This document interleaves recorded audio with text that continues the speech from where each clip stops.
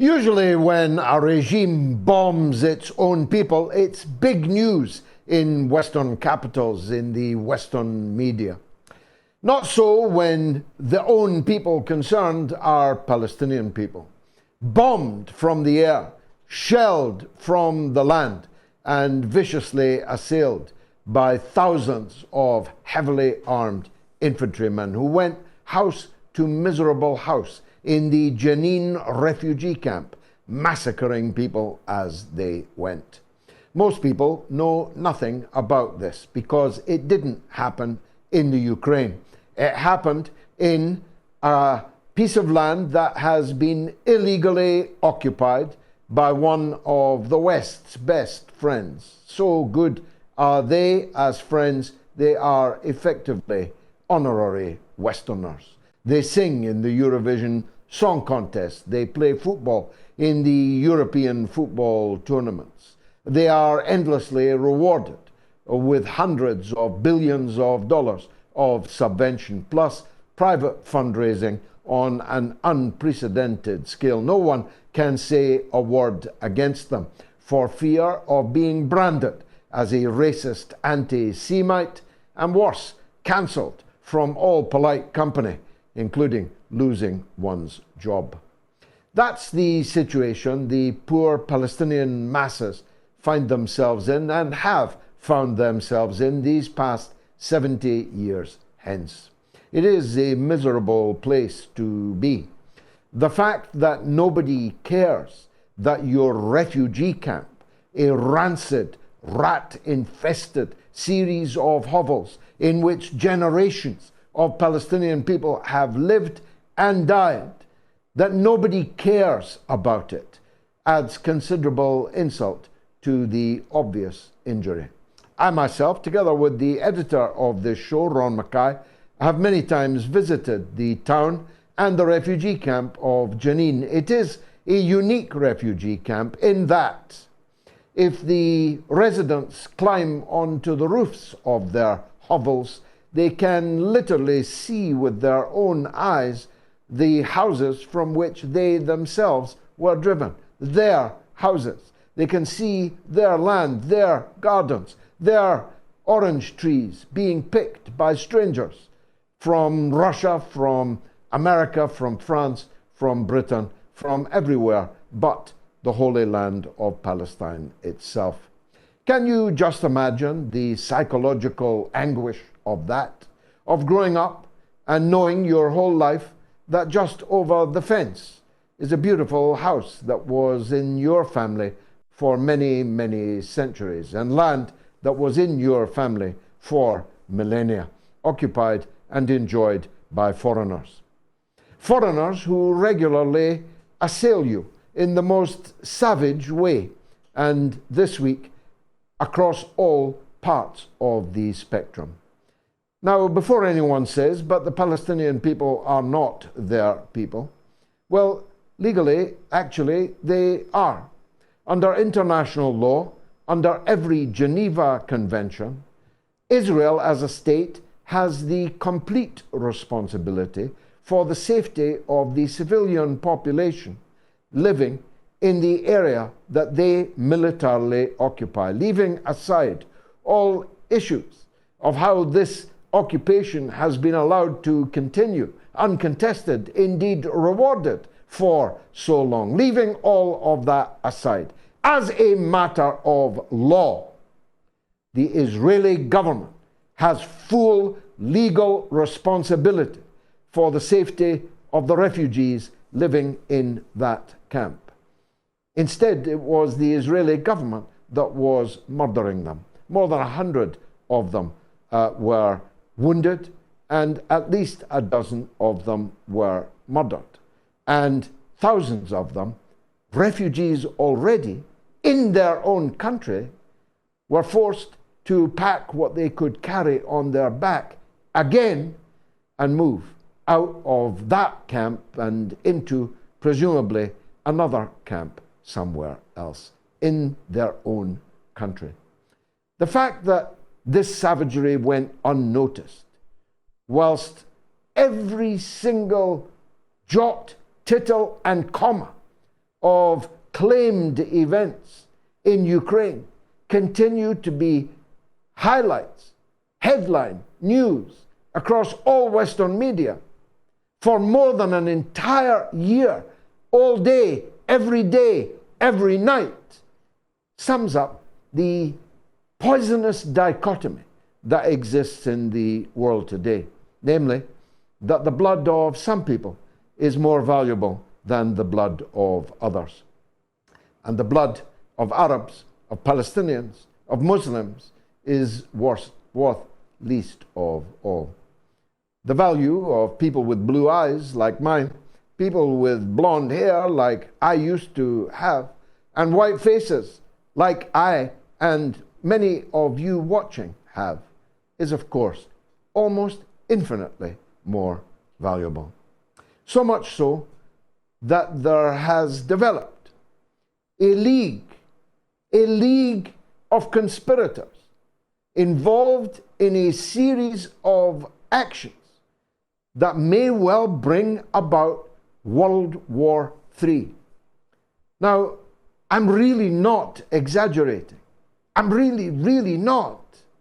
This day, this night, the Zaporizhia nuclear power plant may be attacked by shell, missile, rocket, mine, or explosive, causing a new Chernobyl to emerge from the Ukraine. The last disaster at Chernobyl poisoned people in North Wales, in North America, throughout the European continent. This one will be very much worse. And it's intended to be very much worse. The clue was in that rodent Republican Lindsey Graham's recent visit to Ukraine and the congressional action that he launched when he returned. If, he said, there was any use of Russian nuclear weapons or, capital letters, or an attack on a nuclear power plant in Ukraine, causing the emission of radioactive material into the population, this will be regarded, according to his bill before the House, as an Article 5 attack on NATO, and thus trigger the entry of NATO into the war in Ukraine. The lie is that it is the Russians that are going to explode their own nuclear power plant, surrounded by their own Russian people, including their own Russian army, in the hope that it will draw the NATO powers into the war just when Russia is winning it, and just when informed commentators are beginning to admit the dismal failure of the so-called spring, now summer, counter-offensive. Stupid people, these Russians, huh? They blew up their own Nord Stream pipeline, ending any and all leverage that they had over Germany, burning 23 billion euros worth of Russian and German investment, causing a leakage of methane exponentially larger than all the cows in the world farting at once. The biggest ecological act of terror, not just ever done, but ever imagined. That was the Russians. What done that? To themselves. They even bombed their own dam. Their own dam, they blew it up. They flooded their own land. They drowned their own people. They destroyed their own military positions, carefully arranged over a 12-month. They made it easier for the Ukrainian amphibious probes and one day, perhaps, attacks in the much famed counter-offensive. They bombed their own bridges, don't you know, on which they'd spent tens of billions of rubles, and which provided a fast, rapid, and much used method of transport from the Crimea to the mainland of Russia. They bombed it. They destroyed their own bridge. The fools. They even attacked their own Kremlin. Do you remember that one? They sent a drone into the roof of Putin's bedroom in their own Kremlin. That's how stupid they are. And now, just like President Assad, who waited for the arrival of a United Nations chemical weapons team to launch a chemical weapons attack, conveniently to trigger Donald Trump and David Cameron, though we in Parliament stopped the latter from launching a blizzard of cruise missiles down on the people of Syria on an utterly bogus pretext. The Russians are never done self-harming. They're never done inviting the maximum number of military powers to invade and to confront them on the battlefield. And if you believe that, you will literally believe anything.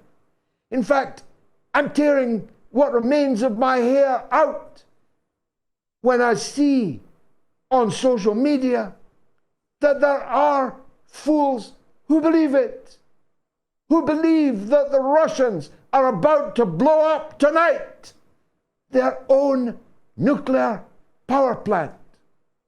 The fact that the International Atomic Energy Agency, the IAEA, have already publicly stated this day that it is a lie, that there are no explosives, no mines, nothing placed by Russia on this plant, does not even get a footnote in any of the coverage before it's happened, and will get zero coverage after the fact.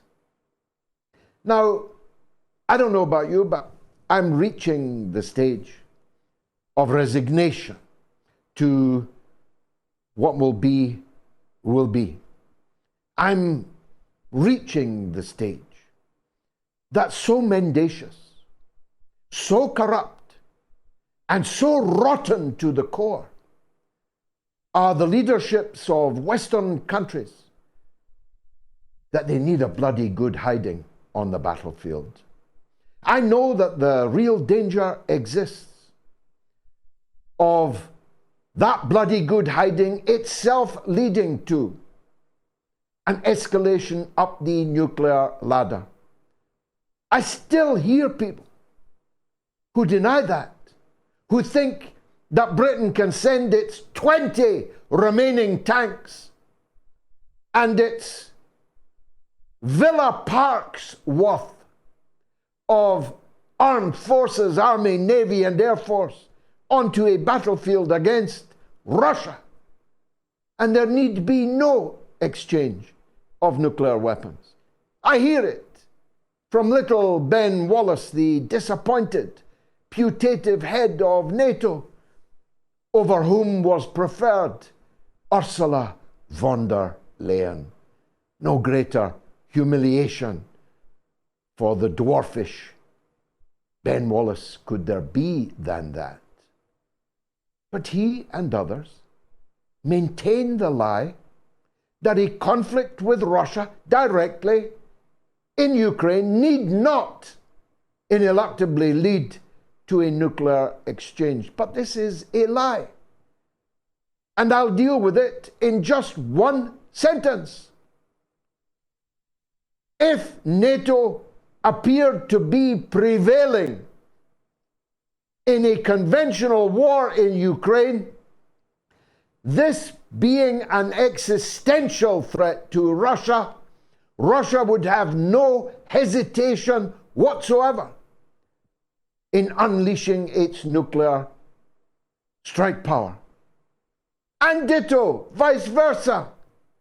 If Russia was defeating NATO in a conventional war in Ukraine, NATO would have no alternative but to unleash its nuclear weapons. First, of course, battlefield weapons. Though don't imagine that means the radioactivity stays on the battlefield. You'd be an idiot if you thought that. But by my logic, if one side were to begin to prevail following the use of battlefield nuclear weapons, this could only escalate it to intermediate, which means Warsaw, which means Berlin, which means Paris, which means London, Birmingham, Manchester, and Glasgow. Don't you see how inevitable a war between NATO and Russia in Ukraine is bound to lead? And even when people know, although most people don't, the modeling done in the United States universities themselves, that an all-out nuclear war between Russia and the United States and its allies will kill 90%, 90% of all human beings on this planet. The other 10%, presumably being the politicians and their families and their factotums and their guards before the guards turn on them in the nuclear bunkers. And according to that same research, the sun will not be seen again in a long nuclear winter for 100 years. I told you it was going to be a bumpy night. It is the mother of all talk shows.